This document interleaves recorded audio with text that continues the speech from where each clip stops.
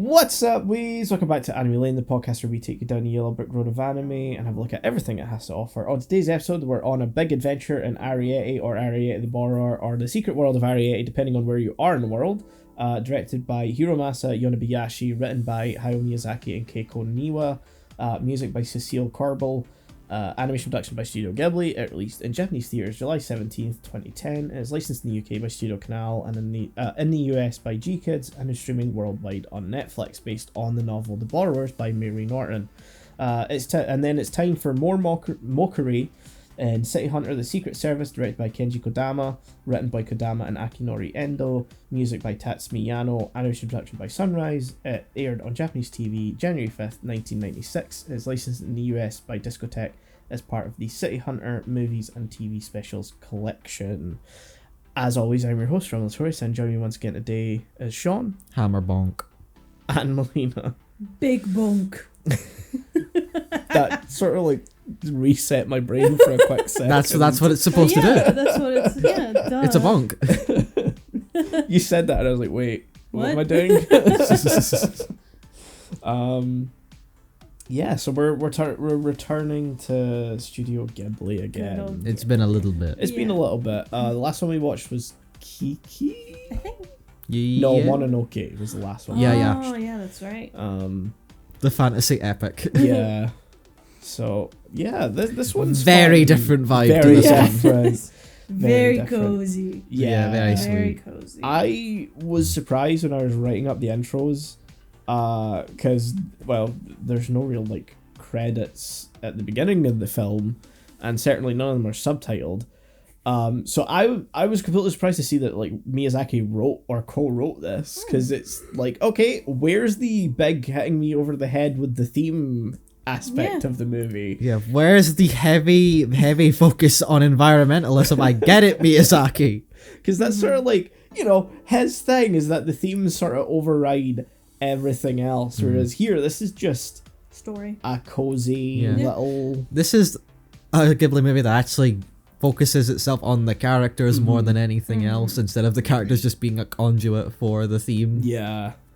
Even in Grave of the Fireflies, that was kind of like the thing, but that did it really well. Yeah, but you know, still, Yeah. this is very much a just characters living in a world movie, which, you know, sometimes after a while I really appreciate. Oh yeah, 100%. Yeah. Like, this, I think, is probably up there at the top of the Ghibli films for me now, just simply because it is like a film that tells a story with good characters, and it's not trying to be something, it's not trying to be about something, and like the only one that stands separate from all of that is Grave of the Fireflies, because it's such a like different thing. Oh, yeah. That very much had a very central, very focused theme. Yes. Yeah, and you can't take away the sort of like personal aspect of, you know, Isao Takahata reflecting on his memories of what his experience during you know, the actual events that take place in the film.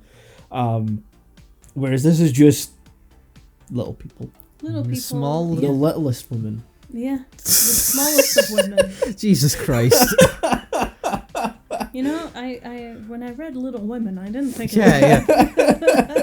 I went into the book Little Women and I didn't see any Stuart Little level women. What the fuck?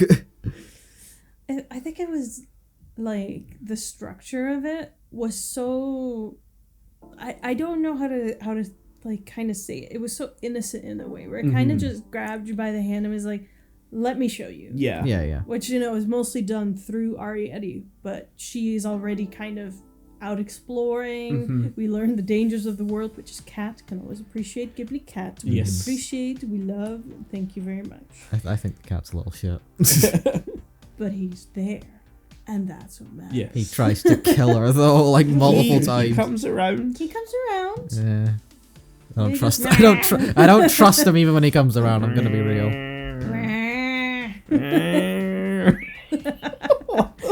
Welcome to going on? Anime just gonna let- I'm just gonna let this happen. I don't have to say shit. See, I like exploring the world through the eyes of Arrietty, who's, you know, I think it's a classic Ghibli to show, here's character, character's gonna do this for the first time. Yeah. Let's join them and see what happens. And I think it was done in such a way that I think it's perfect for the type of movie. Yeah. Yes. I also think it works really well because it's also a subversion of what the film sort of sets up in the opening scene. Because obviously we're following Shaun on the way to his aunt's place or wherever it is. Grandma. Gay ants? Question mark? I don't think Yeah. she and the maid are. I don't think. I mean, it's the kind of movie that says they're not going to dive into it like at all because it's not important. Yeah, but I got where you were coming from exactly. Yeah. I thought maybe ants. Because he called both of them ant. No. No. No. He only refers to. It's not Sadako. No, it is Sadako. Is it Sadako? Yeah, it's My Sadako. brain was like, it just Wow. can't be. I It made a just point can't to be. say, oh, Aunt Sadako. Yeah. Well, No, I The legit. ring. Yeah. I just was like, yeah, gay ants. No. So you have let's go, lesbians. Let's go, have- lesbians, let's go. you have the aunt, and then you've Nice got old lady. yes, Yeah. and then you've got the maid Haru, Evil. who just has Bitch. a fucking problem. Yeah, it's like these little tiny There's a whole conversation that she is present for, where the aunt and Sho talk about the little people and how the family is Yeah. constantly hoped that like they would They were show still there. themselves Yeah. and that they could live in the Yeah. dollhouse, and somehow the maid is still like, I'm gonna kill him. No, gonna fucking she doesn't kill him. want to kill them. Trap them. She wants to trap them. That's worse though. She wants to keep them She as wants trophies. to It's different. Experiment on them. She is worse.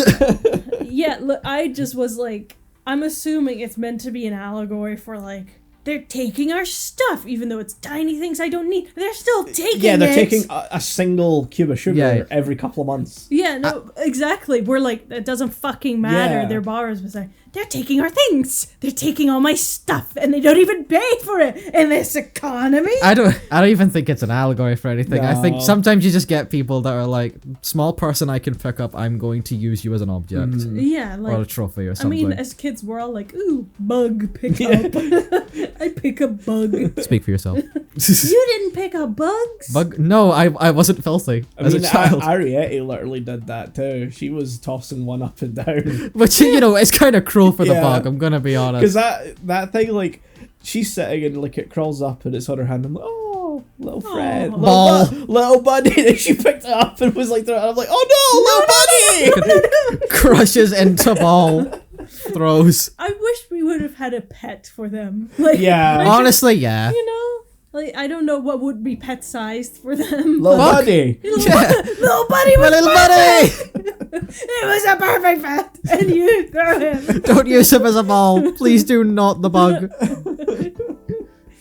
Also, I'm just like thinking through the movie. I'm like, oh, you know, it was so nice when, you know, the dad was bringing her around. Then he was like, beware of the rats. Yeah. Beware, which we never Yeah. see Yeah, again. that's the thing is, like, I- glowing red eyes in Yeah. the dark. I was like, she's gonna fall down, Uh-huh. and it's gonna be like, oh no, the rats, and then the rats turn out to be nice or whatever. But we never see them I kind of again. get the idea that only exists because someone's gonna watch this movie and be like, "What if they encounter rats?" Yeah. Like that's just to answer the question. They're there. We Because don't go to them. I mentioned to Yeah. Sean that like how obviously she finds the pin during her first exploration, Chekhov's pen. Chekhov's Yeah. pin, and I was like, oh, I guess at some point, you know, we've had the rats Yeah. set up, we've had the pin being found, and it's the sound design, how she wears Yeah. it, all very sword like. Yeah. Yeah. I mean, Link. Yeah. Yeah.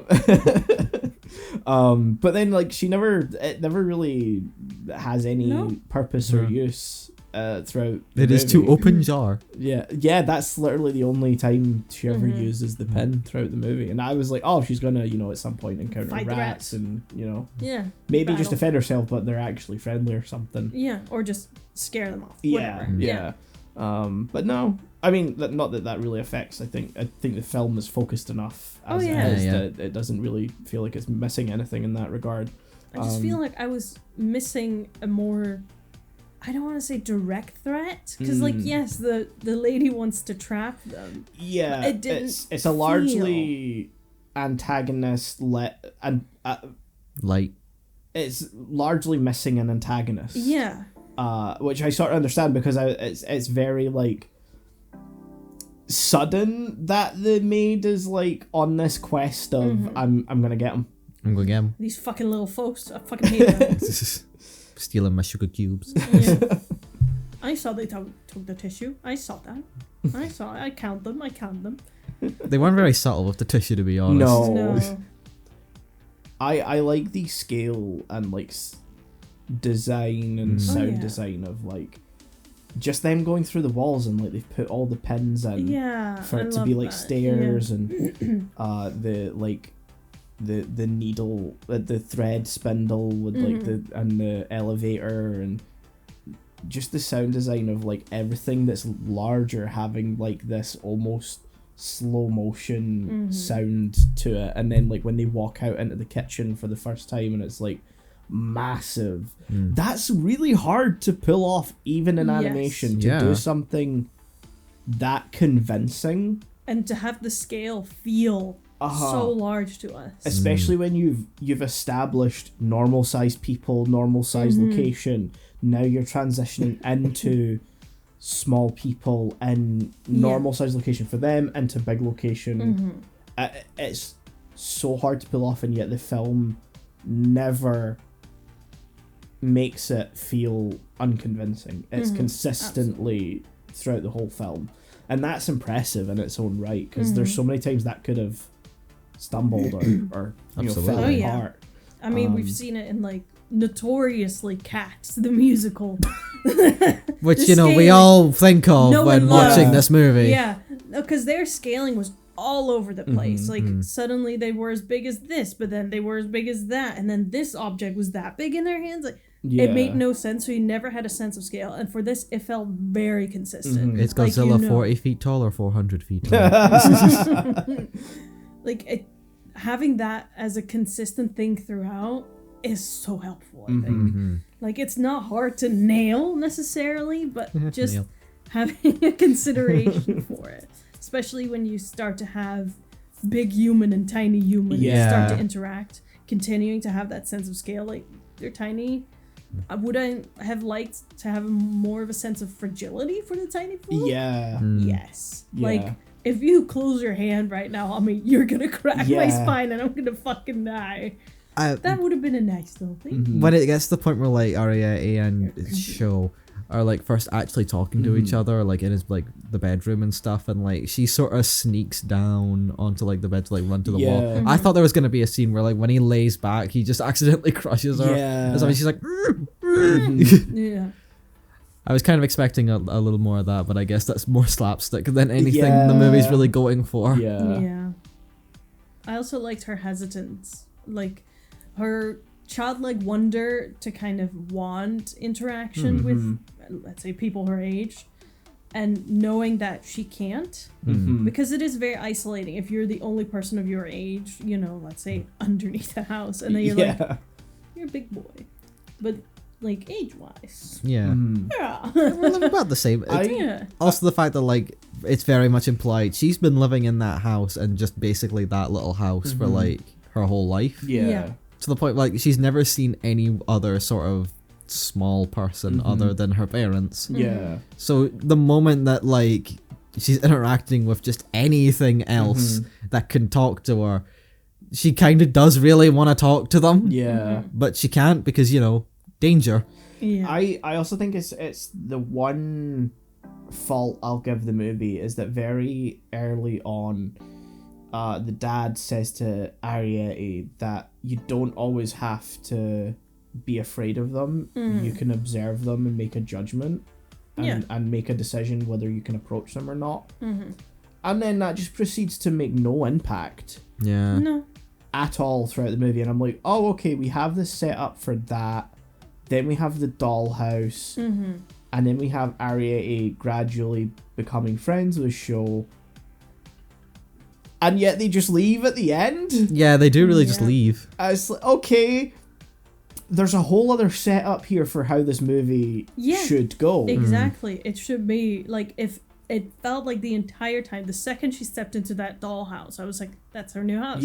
That's her new home right there. That's where she's gonna live. And then they keep dropping hints like, oh yeah, your mom really wanted this dollhouse for the little people, and we got it for them. Every piece of furniture was made by hand for them, so it's not plastic doll furniture. I'm like, that is so sweet. And then he gives them the kitchen, and they're grateful, and I was like, oh, we're slowly gonna transfer them there or transfer them up there, and then they're like, no, we have to fucking move.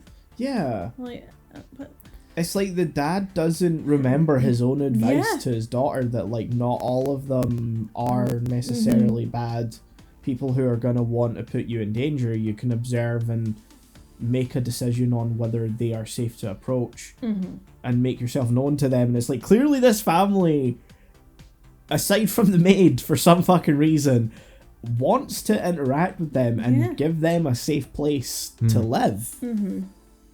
Which also makes the conversation show has with Arrietty about being an endangered species wildly. Oh yeah, that's insane. That He's conversation. Just being so cruel during You're a dying species. You're gonna die alone and scared. Yeah, so you're probably gonna thin out in numbers. There'll probably be a point where you're the only one of your species left, and then you'll probably die alone. You ever heard of dinosaurs? I'm assuming you haven't, but let me tell you about dinosaurs. It is very kid speak in a way, but at the same time, it feels unnecessarily cruel. Especially coming from a character who at no other point in the film is cruel. He's just like, oh, I have a heart condition, so I'm gonna have an operation. It's kind of 50-50, so I'm just gonna be a complete dick right now. I've fallen into nihilism. This girl shows up. She's clearly like, new to the world, so to say. Let me just crush her spirit and think she's gonna die alone. I think there was a reason that, like, in my head, I just started giving him the Kingdom Hearts fandom Zora voice. I guess you're gonna die one day.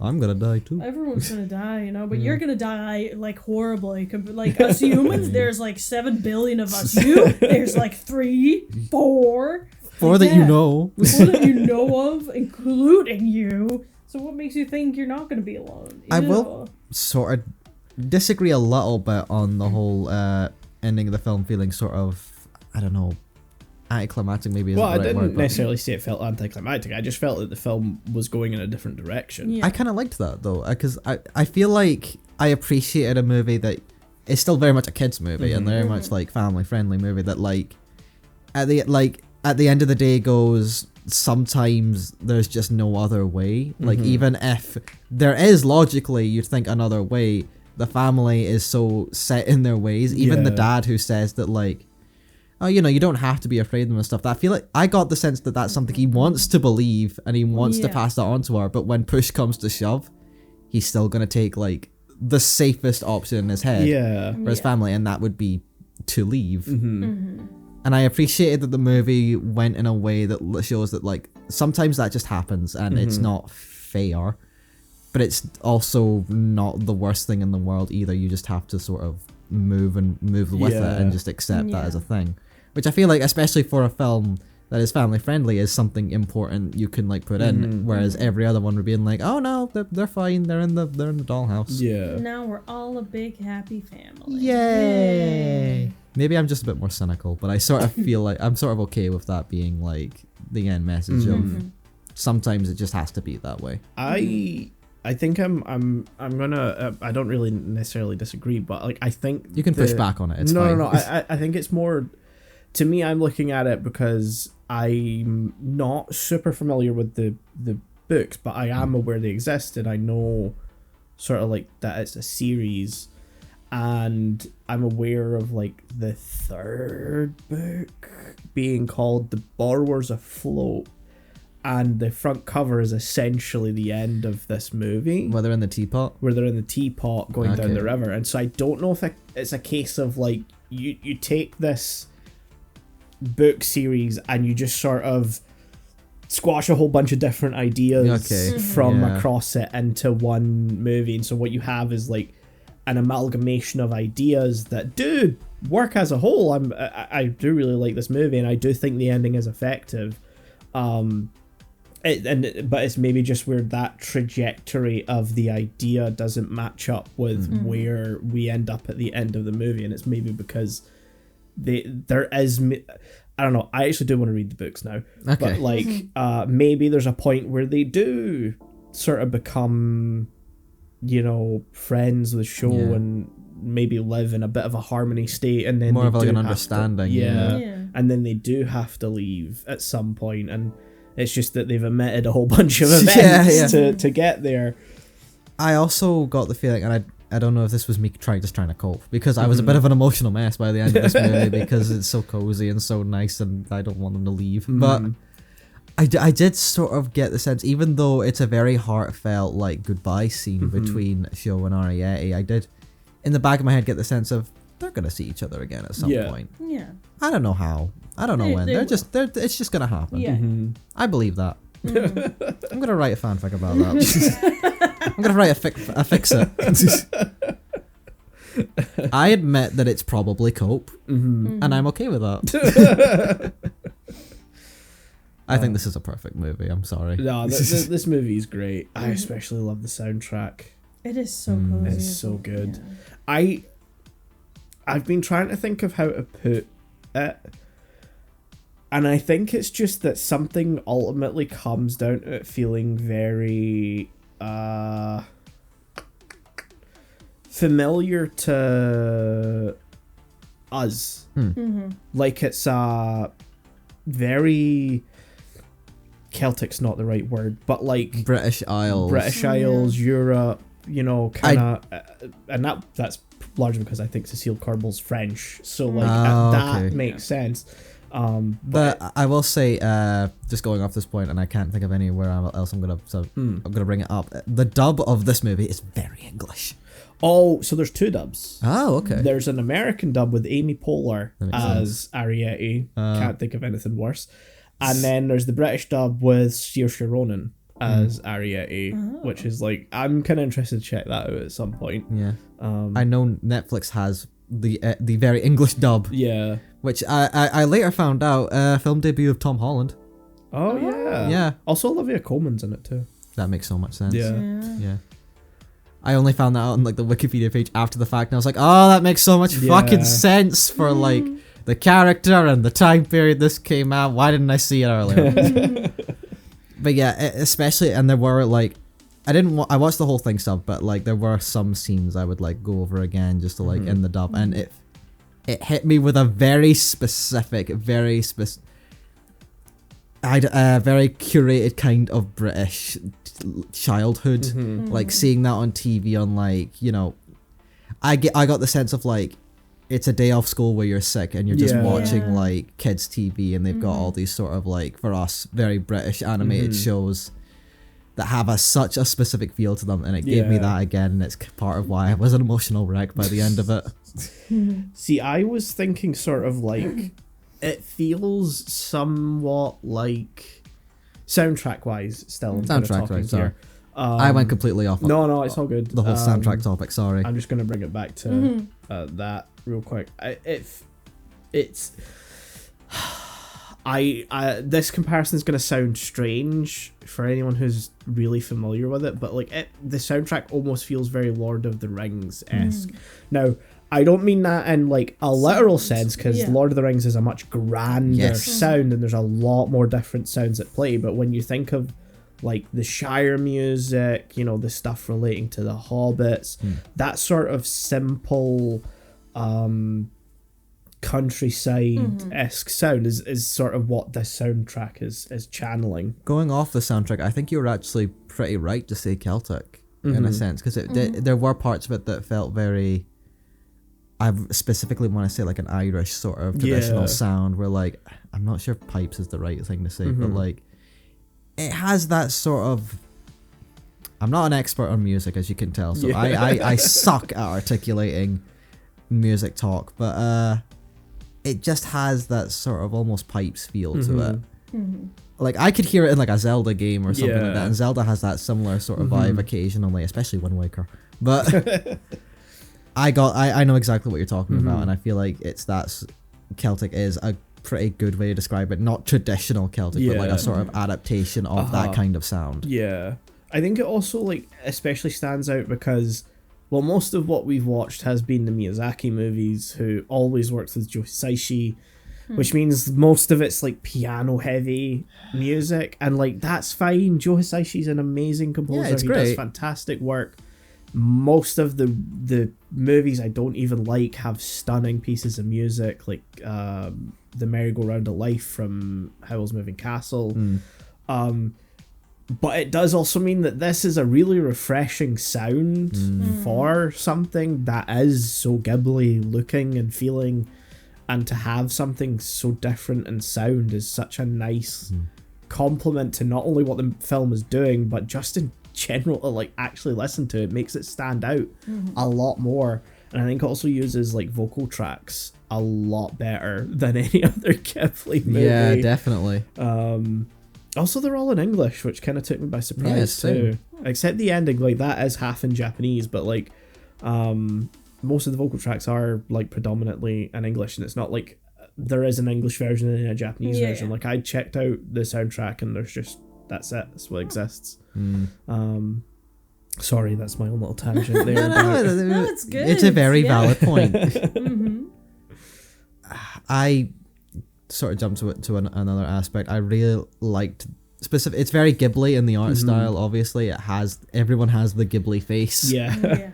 But I've specifically Arrietty's design, both like and like her home like clothes and like her explorer clothes or like borrowing clothes or whatever. I love it so much. Yeah. I love just this very simple piece of cloth that she uses as like a dress. Yeah. The clothes peg sort of hair tie. I love so much. It's the cutest thing I've seen in any of these movies. I love it so much. And I don't know. I there's nothing more to say. I just love that. I just love the design of this movie. I love the look of this movie. I love how everything just sort of feels. Yeah. This is a very sweet movie. Yeah. I always love it when you have, tiny people using certain everyday items. Oh yeah. As like things. Like I think that's a god tier trope. Oh my god, it is. Like they use like a tea can for a dresser, stuff like that. And you just see it and you're like, of course you would, of course you would. The dad uses like double-sided sticky tape to like scale the table leg. The sort of engineering thing he does to like, I don't know, is it fix the light or something? Oh yeah, where he's just like a very simple lighter. Yeah. To bring up Wind Waker again, I was totally expecting someone to use a leaf as like a glider. Yeah, it was almost asking for it. Yeah. The closest we get is Spiller randomly like becoming a flying squirrel. Yeah. Also, Spiller. Yeah, a bit of a. Yeah. They don't have to have human names. No, I mean the dad is called Pod. The dad is called Pod, and the mum's called Homily. So like they're not. They put in all their effort to name Arrietty. It took all their brain power. Yeah. I mean, look, they don't have, let's say, education or literature. So they can't really pull from anything. The main trio of borrowers that we know, relatively normal. Yeah. And you got Spiller, who's just kind of a caveman. Yeah. That's just what they're just like. A bit in of a wild forest. animal. Yeah, he was like raised differently, man. Look, the thing we have to sort of come to terms with the fact that the main characters of this movie are very aggressively middle class. Yeah. Yeah. It's just going to be real funny if there was ever a sequel, and like they're just going to have like a major culture shock of going from their current have a house? cozy life. Yeah. From what I understand, the dad'll be fine. The mother will have a panic attack. Oh yeah, 100%. She will be comatose. Like, they spent decades probably making that house, and everyone else is constantly on the run. Yeah. Like hunters gatherers style, and they meet them and they're like, "Wait, you guys made a home? Yeah. You guys can talk and fill sentences. We got a box. We found a matchstick and we prayed to whatever is out there. And you had an oven? You were cooking? Pray you don't come across the Tanukis and their balls of power. Like, we've been battling the elements. We lost 4 to 1. I mean, they mentioned that, like, an aunt of hers was eaten by a frog. The uncle. Yeah. The uncle. Yes. The great uncle just got nommed one day. Which is just a great image. Yeah, like, I love seeing those, worldly, of their world threats. A cat, of course. Yeah. Yeah. A cat's terrifying because it will kill fucking anything. whatever it is that tries to attack Arrietty when they're on the way to the house at the beginning of the film. It's not grass. No, that's later. That's later. It's when they're like going their way from their house and they're going up to do Arrietty's first borrowing. Oh, she's like attacked by, is it a grasshopper or something like that? A cricket or something. Yeah. Which seemed to just kind of be chill. Yeah. Like, I don't think he was gonna eat. I think scale-wise, I don't think it could have. Yeah. Could have tried. Yeah. Are we gonna, speaking of scale and the animals, we're gonna talk about the biggest fucking crow in the universe. Like, even for the normal humans, that thing's fucking big. That's a big crow. Yeah. That's an albatross-sized crow. Look, I've seen some fat crows in my days, but that ain't... but not this wide. Big boy. Also, fucking dumbass. Yeah. Yeah. Shows up twice in the entire movie just to sow some chaos. And the second time it gets bonked for good. Yeah. I mean, again, a crow would. Yeah. A crow would. Yeah. Little shits. Yeah, little fucking shits. I would have liked to see the cat save them. I mean, doesn't... No, it just kind of... It leads Shaun to them for like the last goodbye. Which is like, I guess fulfills the cat's character arc of coming round. Good enough. On them. Yeah. Yeah. I still do not trust the cat. Yeah, I don't know what it is about that cat. I just don't trust it. Yeah. And I also feel like I would have liked to see more of Shaun struggling. We only kind of see it once when he's running them and he's like, oh, you know, holding his heart or whatever. Like, I think that could have been, you know, brought home a little better. Yeah, like, he has main character syndrome, you know, like it's... like, he just kind of sits in bed, does a little few things here, maybe seeing his aunt fuss about him a little more. His character trait is dying. Yeah. Trust me, I'm dying. I thought it was a heart thing and a cough. It's all connected. You know, the Sickly body, British child. Very sickly, very British Tom Holland. Yeah, he could have looked a little more sickly, maybe. Yeah. Because he just looked like a boy. Could have drawn him just a little paler. Yeah, a little paler, bags under the eyes. Yeah. You know, not quite at death's door, but you know, at death's like front garden. Yeah. It looks like he needs surgery. Yeah. Would that have traumatized the children? Maybe. Maybe. Depends on the kid. I would have taken it. Yeah. I don't know. It's such I'm a very cozy tough. movie. We're also talking about the same company that fucking double billed Totoro and Grave of the Fireflies. Never fucking forget that, by the way. Jesus Christ. No. And the order was random. Yeah. God's help you if it was Totoro first. Oh, what a fun movie. I wonder what else is in store for us today. I've lost my inner light. Yeah. It's such a cozy movie that it feels almost wrong to kind of look at it as like, oh, there's flaws in it, because I was like, no, it's just kind of like it's a movie picture in front of me. Yeah. For what it was, it's a perfect movie. I refuse to say anything else bad about it. I will refuse to speak from now on. That has been me. This is a movie you could put on when you are sick and it will cure you. I was sick yesterday when I watched it. So you know, are you cured? You sound fine. I feel much better, and I started feeling better as I was watching the movie. There you go, miracle. It did mean that some random parts of the movie would make me cry for no reason, but that's just, you know. I mean, hey, I did that too. It's fine. Yeah, but you watched it in a sane set of mind. I didn't. I was hanging. Yeah. You just saw paper going, it's so small, but it's so big to them.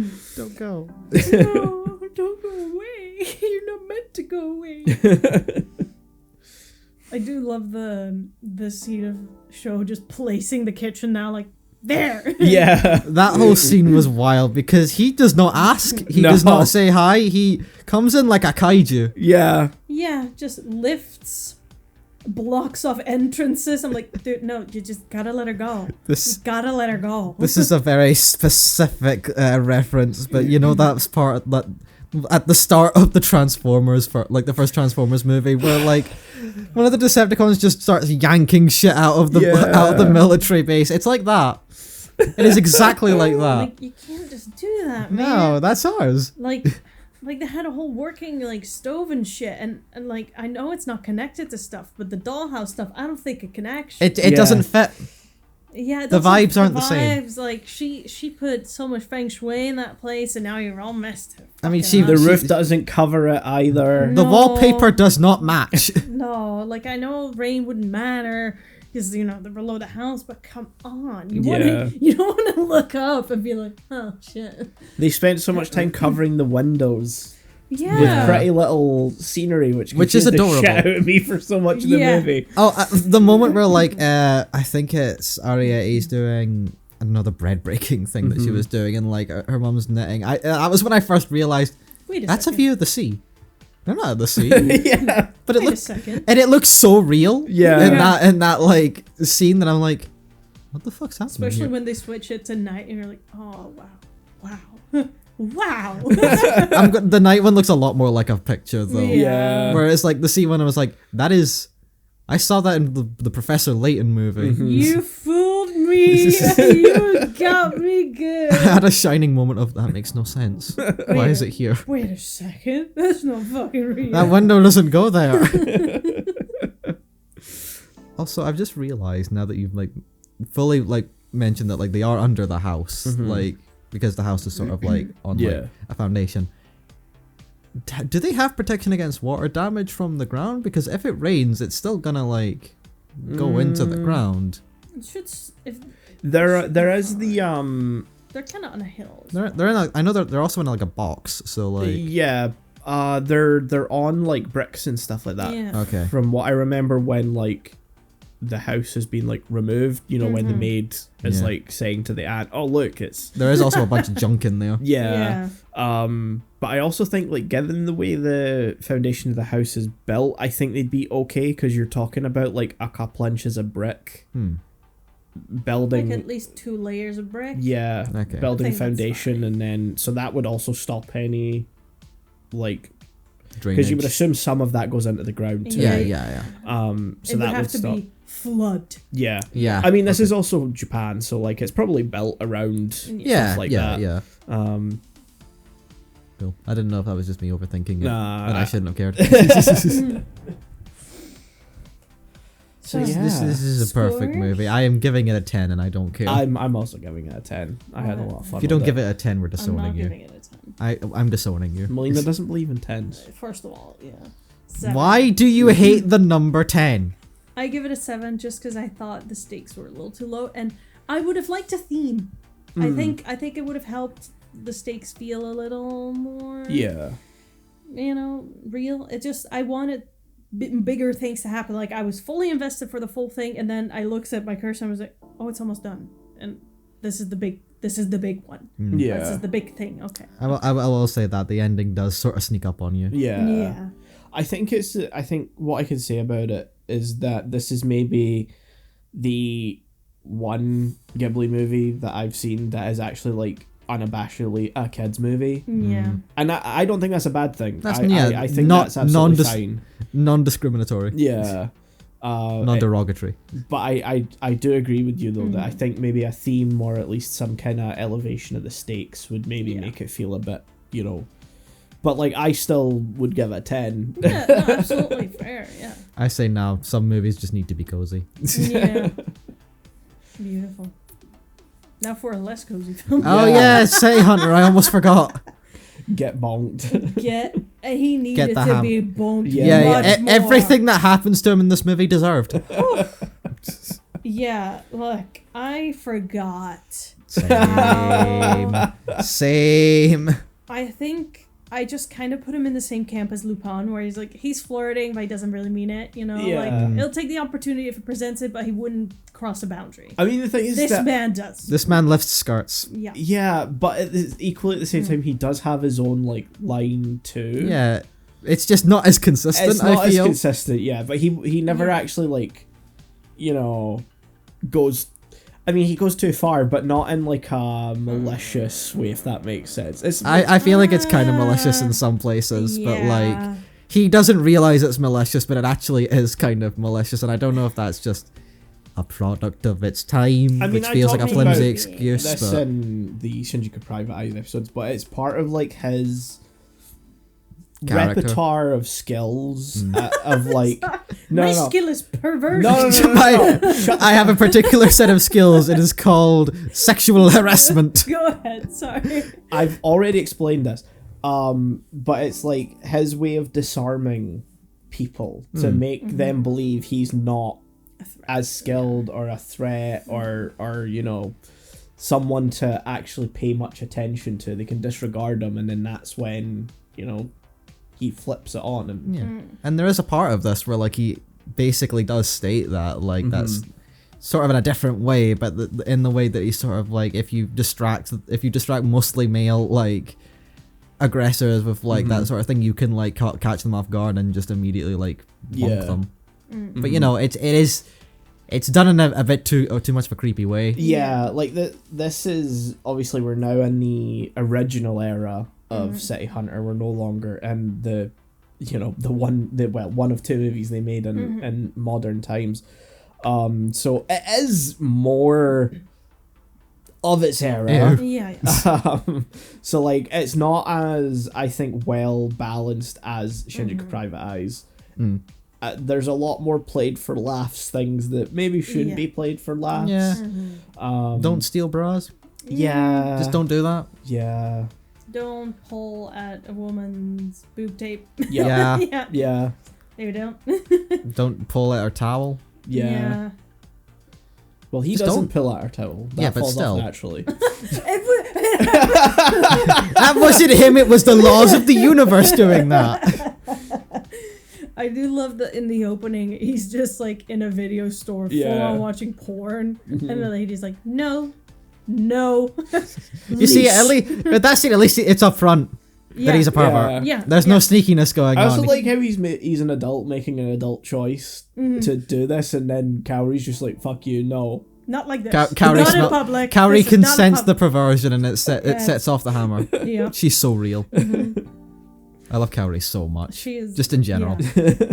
It's also crazy that he's not like behind the beads either. Like he's just in the front of the store. Yeah, that makes it weirder. Yeah. Yeah. That store is pretty proud to just have its adult section in like the center of the store. Yeah, if you want to watch anything, just put it on. Yeah, that one's fine too. They have porn preview just playing in like the center, and it's like, damn man, at least put up a sign on the door that says 18 plus. Yeah, man, come on. Because that sign just says video CD, and that's very generic. Yeah. Some kid is gonna have the surprise of a lifetime. That's what Kaori's for. Yeah, and then they just put him on a leash. Yep. Again, wow. Yeah. Base. Yeah, I just looked at him like, oh, someone's gonna think something about that. Oh, yeah, definitely. There's definitely gonna be people that watch that and more like, oh. It's better not waking anything in me. Oh, what's this? Oh. And he's gone. He's already just logged on. Logged on. Like, he feels... On the log. He feels like a dog on the run. Yeah. For most of it. And, like, the leash thing's not helping with that, where he's just chasing women, so to say. He's a dog on the run. Yeah. And, like, for some reason, then there's a boob contest-ish type of thing. Yeah. Between Kaori and... That part was dumb. Oh, yeah. I fucking hated it. It's a weird thing because obviously you guys haven't seen the TV show. And again, Shinjuku Private Eyes kind of tried to be like an entry level product too, whereas this is very much like, you know these people. These people. This is not really a continuation, but semi-continuation of the show. So it kind of expects you to understand the dynamic of Kaori and Ro's relationship as will they, won't they, Kaori's really actually into him but doesn't always admit it type thing, and so sometimes when faced with other women that they're doing a case with, she'll become kind of jealous and competitive. Okay, I didn't really get that fully. It's sort of weirdly done in this one, where it's sort of more subtle than I think it maybe usually is, but also like it doesn't really commit to it either, which is weird given that's a 90-minute version of a TV show.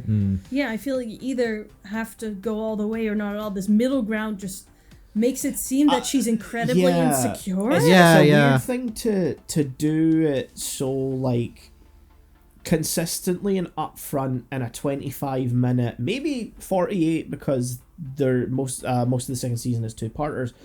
But to then have like a 90-minute where you kind of amplify everything else, the funny, the cool, even the characters of just this story, to then downplay Cowrie's elements feels weird, because I feel like Cowrie is kind of downplayed throughout most of this movie, where you see like there's more going on between Anna and Cowrie than I have to admit, and when I was talking to you, there was one scene where like Cowrie and Anna, when they're just talking and stuff, it's like they're just talking again. I was like, I'm not sure how. I'm not going to elaborate why.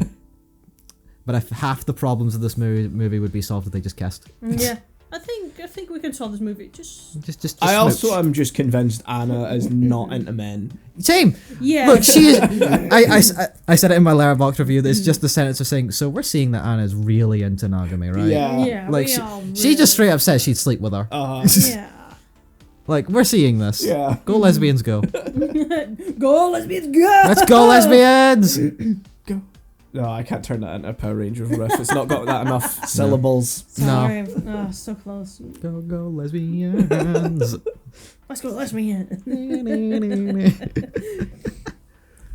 But yeah, we're seeing that, right? Yeah, we are. It wasn't just me. Good.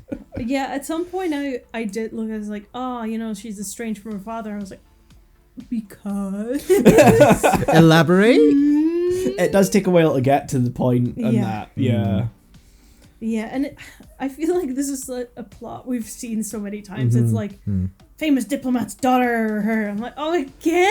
I do kind of have to admit that, like, City Hunter is so grounded compared to, like, Lupin, which is, I think, her most direct comparison for what City Hunter is, that it's very limited in the amount of variations of stories that it can do. Yeah. So even though this is only, like, her second time experiencing this, the tropes that are at play feel so done already. Like, I do really like this one. I think, if I recall correctly, out of the ones in this collection, it's one of my favourites. But it's still, kind of generic. And it's an anime plot. Yeah. Like, I guess they put a twist on it by being like, she's a Secret Service agent. So I'm like, okay. But then she's, like, made to seem, like... Incompetent. Yeah. I'm like, I'm sorry, first of all, you wouldn't get that fucking job if you were this incompetent. Like, she's constantly being shot at and doesn't notice, but, like, everyone else seems to. Yeah. Like, I at least got the interpretation that she's just, because of the situation at hand, she's just really off her game. Given, all the emotional stuff going on, even if she's like hiding it, I kind of understand that she wouldn't be like completely on the ball. Yeah. I also think, like, it's such a stupid thing whenever I have to say it, but there's too many women. I mean, there's too many women. There's too many of them. I had no clue who fucking Rose was. Oh, who the Rosa. fuck is Rosa? Rosa, yeah. Is she the assistant? She's McGuire's assistant turned traitor, but not traitor at the end, because she's actually still loyal to the country. Gotta say, her death is so like, I forgot she died. It's so stupidly played because it's so City Hunter in its construct, but her death feels so earned in the way that it's played. But man, that sax track that plays underneath it is so good. Don't remember the death, but damn those vibes. Oh, the soundtrack is really funny. I made a joke to you where when the president is going over the backstory of what happened to the mother and stuff, or at least the first version of the backstory before we get more detail. Like it's played very somberly, and you have Cowrie say the line of, "That must have been so hard on her heart." Immediate cut to smooth jazz to the bar. Like, guys, I feel like we gotta give some breathing room. Yeah, can we get a funeral scene, or at least can we not wistfully looking out the window scene, maybe? Can we please not follow this up with more sex pest stuff? Please. No, that would be a big tonal shift now. They can't do that. Yeah. Tonal whiplash, what the fuck does that mean? Yeah. To go off your thing again with there being too many women, I also made the comment to myself of, there's so many women in this film, and I think half of them are gay. Yeah, which love that part. Which is peak, but it took me so long to figure out who the fuck Rosa was in relation to all these people. Because at first I was like, oh, she's the wife, and then I was like, no, because she's the daughter and the mom is dead. Stepmom. It's like, wait, no. It does sort of play a weird thing of like you kind of expect that they are together now, and then it's suddenly like, oh, but she was with the guy he killed, and it's like, what? Huh? What? Yeah, whenever they explain more backstory stuff, the more confused I got. Yeah. And then it was like, it's the diamonds. I'm like, okay, so let's just pretend this is all about the diamonds. Okay? The moment the diamonds came up, I was like, oh, come on. No, that was when I was like, okay, let's start cooking now. Come on, guys, let's start cooking. Let's get a plot, people. Let's get there. Because then it's established. There's a want. There's a thing people want, and there's a blockade to them, which is where are they? Yeah. I'm like, okay, now I can see why this is happening. Okay. We have a structure. Yeah, let's go structure. Let's go. Because it just was kind of like, yes, the threat of a daughter possibly being there, and like the dad possibly, because they don't frame it like the dad could be killed. Yeah. He's just like there. I was like, oh no, my daughter got threatened. So we're like, okay, that's our main problem. Daughter might get killed. She's incompetent as fuck, but gay, so I love her. So real. And then it's just like, but I don't believe it. And like, we're going on these wild goose chase. She's kidnapped in a boat, but then like she's saved immediately, and she's just out. But she got bonked, right? Yeah, she got bonked at one point. Yeah, I don't know if it was she with got like chloroformed when she was on the boat. Oh, okay, chloroformed on the boat. Yeah, when she got like captured in the hospital by like the most obvious trap. Yeah. Like, I know you feel bad about saying to the guy, sorry, I'm on duty, I have to go like down, but like, if you just kept walking and doing with that. Just look, pretend to be deaf. It's fine. That sounds so weirdly specific. Like, if she was like, I don't want to do it, just be like, it's fine. I mean, I'm saying that like I don't sometimes pretend my headphones are on if I just don't want to talk to anyone. Yeah, like maybe it's just, in movie verse it works because it's got it. That's fine, whatever. But it does start to feel a little Princess Peachy, where I'm like, you can't keep having this happen. When she gets captured like for the third time, I was like, this is Elise from Sonic 06, and that's not a great comparison. I think the problem comes down to, like you say, there's so many characters that it sort of distracts from the mystery of what's going on, and even going through the process of discovering the mystery, because like you have Kaori, Ryo, Saiko, or Nogami, from the main crew of characters, and then you got Maguire, Rosa, Anna. Umibozu shows up at some point. I am already losing you here. Yes. So many Please people. slow down. Can I also ask, because I might have forgotten, was Nogami in Shinjuku Private Eyes? Because she was in Shinjuku Private Eyes. Okay, because I didn't recognize her when she popped up, and like she seemed like a character we obviously had to know like from the show, but like I didn't recognize her at all. I'm sure she's in Shinjuku Private Eyes. Hold on. It has been a while, so I don't know if I've forgotten. Was it the character in like the cafe? No. That's Miki. That's Umibozu's. Yeah, they weren't they part of the other show? Yeah. Something else. No, okay. They were something else. I like when I ask and you just give me a blank no. Absolutely That's not. what she looked like in Shinjuku Private Eyes. I've completely forgotten all about her. May I see her? I do not remember her. I'm pulling up another if you're just wait, I think that's fan art. Hold on. Wait, hold on. This isn't canon. If you had just shown me that character without context, I would have just called her Susie the Sphere Hunter. I can't actually find like a high quality version of the poster, but she's on the poster. Dang. There she is, just on the left. She was in the movie. You mean the right? My left. No. Huh. That doesn't ring bells for me either. Yeah, I didn't recognize her. Oh, okay. Yeah, there's her. Huh. That's her podcast. Oh. Oh, that's us. Yeah, that's us. I thought you were just showing us legs. Yeah, no, I was like, look at those feet, boy.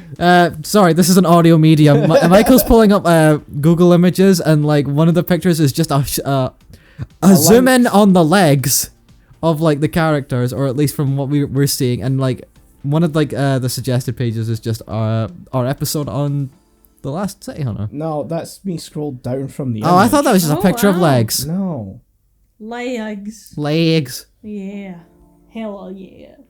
I mean, the point is no one can see what we're seeing right now. Yeah, Psycho was in Shinjuku Private Eyes though.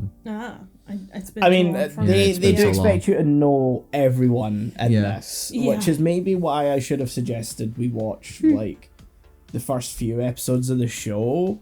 I mean, I will say, even though we've talked about like maybe the flaws in some characters in this thing, but I am actually really do kind of want to watch the show, having seen this. Yeah, I feel like it would work better in a show format, just because we're being asked to like invest in these characters for an hour and a half, so to say. But because they're like some of their things are dialed up to 100, I can't take that for an hour and a half. That's too much. I think if you're familiar with the characters and you're invested in them, then like this works. Maybe, yeah. But I think if you're unfamiliar, like this is maybe not a great place to. Not that this is your start, but even the second viewing is not maybe a great place. It's no mystery of Mama. No. But like, yeah, I think before we watch like any of the other movies, I think we would maybe go down the route of watching like the first like 4 or 5 episodes that cover like the introduction storyline of the show. I'd be down for that.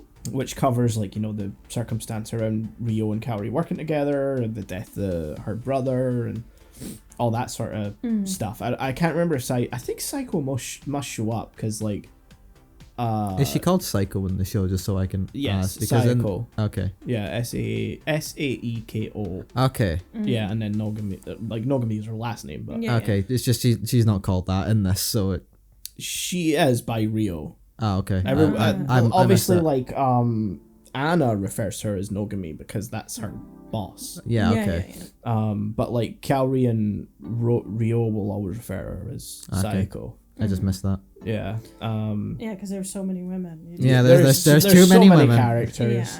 Yeah. They all just sort of blend in after a while, you know. It's got boobs, I don't even know. But yeah, Psycho must show up in those episodes because like Kaori's brother was a police officer at one point, and I'm sure that they worked together, so like she must be in that. Anyway, my point being, I think before we come back to any of the movies, maybe like see some of the show first and set that foundation. Yeah, and I think one of the good things about the show is that once you get past that opening kind of like establishing story, is everything sort of episode to episode, so we can even bounce around and watch stuff at random, and I can even, you know, we can even watch the episodes where Umibozu goes blind, which, you know, isn't explained to you guys. I love that reveal so much in this. Having never seen the show, it just comes up, should we let the blind person be driving? And I just said, he's blind! Yeah, that, like, you could feel that there were things where like that where I was like, how am I supposed to know that? Yeah, this is very much a sequel to sense. yeah. I kind of loved it as an out of nowhere like reveal, just like, wait, what the fuck, he's blind? Oh yeah. And the guy just goes, I'm blind and I'm driving. Wait a minute, I can't see. Goes off the bridge.